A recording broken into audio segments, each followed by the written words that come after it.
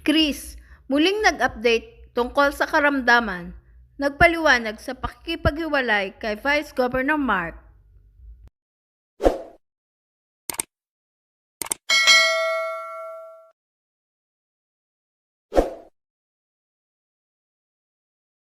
Nagbigay ng update sa kanyang kalusugan ang television host at actress na si Kris Aquino sa kanyang social media account. Binigyan din ni Kris na mahaba at mahirap pa ang kanyang mga pagdadaan ng laban sa kanyang sakit, kalakip ang pasasalamat sa kanyang mga doktor, sa kanyang pamilya, at sa mga fans na patuloy nagdarasal para sa kanya. Sa kanyang post, pinakita pa ng Queen of All Media ang larawan kung saan kinukunan siya ng dugo at ipiniliwanag ang kanyang sitwasyon sa kanyang gamutan. Ayon kay Kris, bumaba na daw ang allergen sa kanyang katawan at kahit mataas pa rin daw ito kaysa sa normal, lubos niya daw itong pinasasalamatan. Paliwanag pa ni Kris na kung ang iba daw ay nilalamig, inuubo at sumasakit ang ulo dahil sa side effects ng gamot niya, tumataas naman daw ang blood pressure niya at nakakaramdam ng sakit sa katawan na sagad sa buto ng 3 hanggang 4 na araw. Binigyan din pa ni Kris na nahihirapan ang mga doktor na gamutin siya sapagkat may allergy siya sa lahat ng pain relievers at kahit ang steroids ay may kakaibang epekto sa kanya. Ibinahagi din ni Kris na ang sunod niyang cycle ng biological injectable ay sa July 24. Bukod dito, ibinahagi din ni Kris ang struggle niya bilang ina na may sakit na hindi niya matulungan ang kanyang anak na si Bimby na nilagnat, inubo at nagkaroon ng sore throat. Ayon kay Kris, ang pinakamahirap na feeling ay ang sabihin ng doktor na hindi siya pwedeng lumapit at alagaan ang anak niyang may sakit. Dagdag pa ni Kris na sobrang nasaktan siya nang ipaalam sa kanya na nagkaroon si Bimby ng pneumonia. Gayunpaman, nagpasalamat siya sa kanyang panganay na si Joshua na kahit pinagbawalan lumapit sa kapatid, ay dinamayan pa rin ito.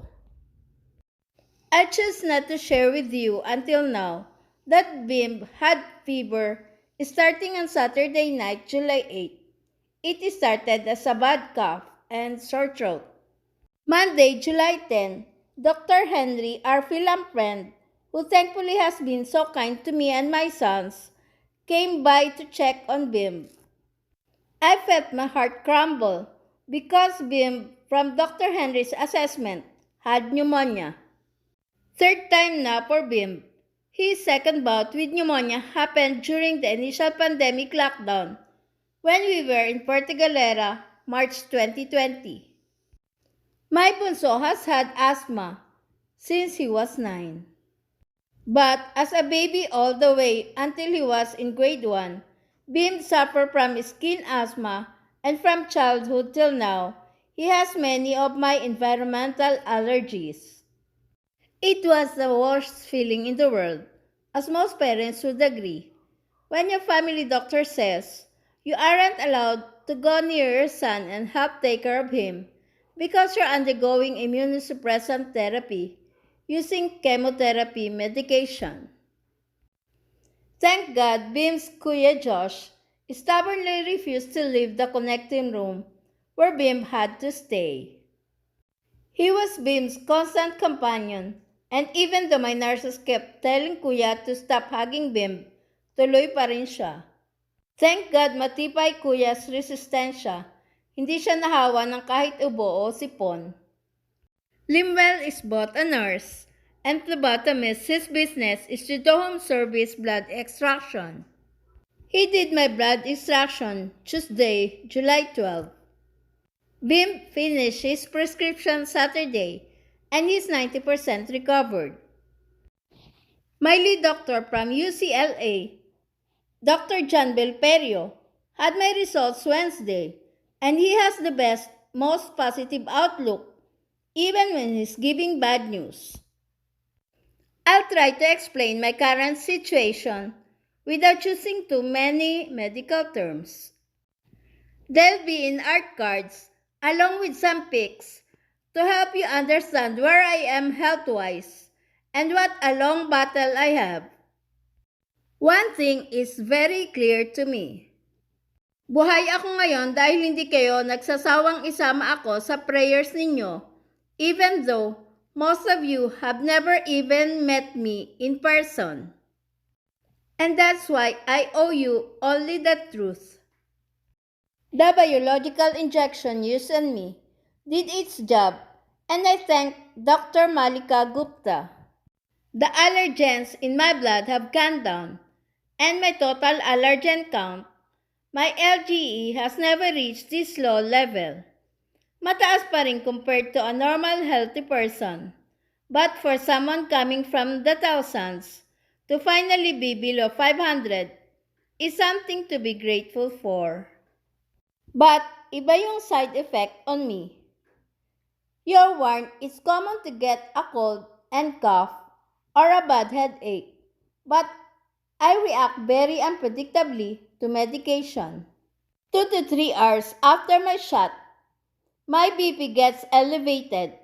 After 6 to 8 hours, I started to feel deep bone pain, which lasts for the next 3 to 4 days. I'm not complaining. At least I have access to medication that can help save my organs. Because Churg-Strauss, EGPA, is a rare and aggressive form of vasculitis.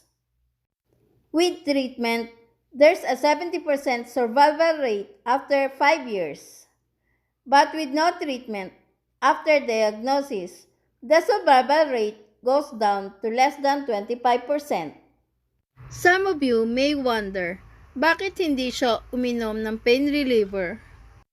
Unfortunately, I'm allergic to paracetamol, ibuprofen, aspirin, mefenamic acid, eterocoxib. To simplify all NSAIDs, steroids, the first line of defense for autoimmune patients, have an adverse effect on me.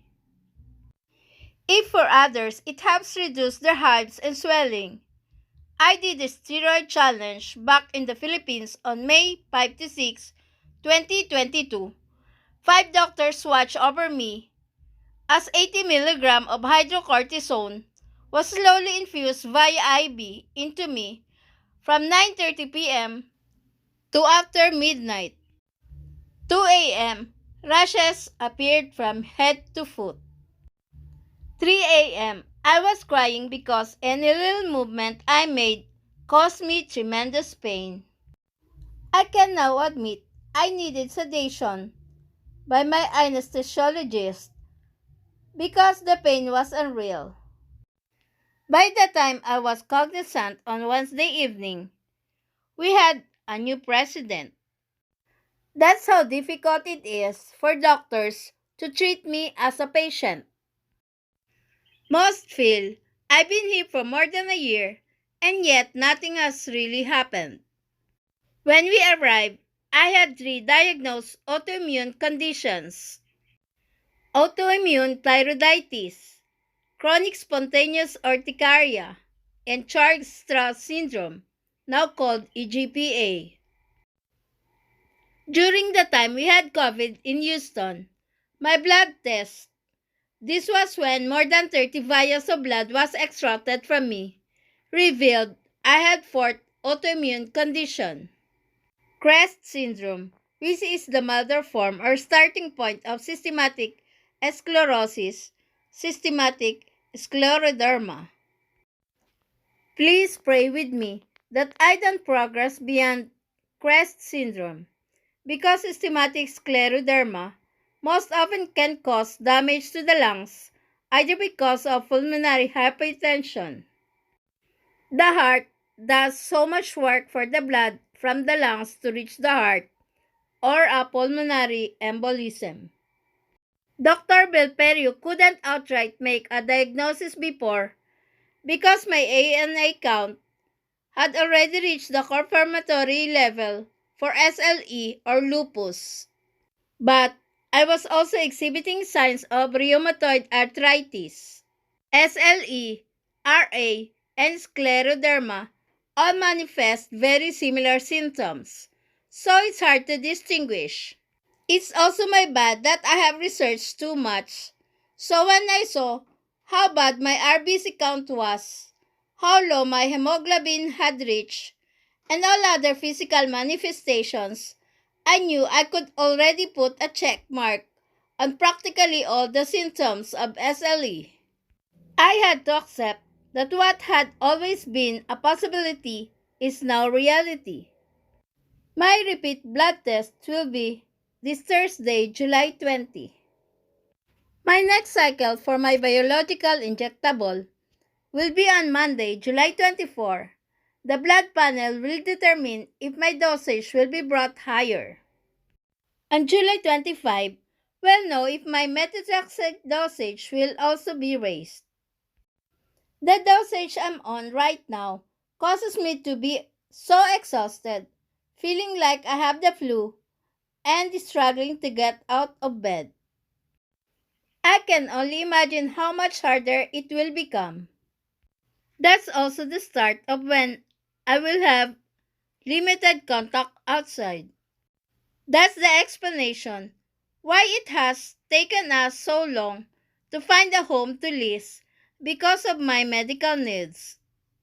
Samantala, sa isang hiwalay na post, nagpasalamat si Kris kay Vice Governor Marc na hindi umalis noong may sakit si Bimby.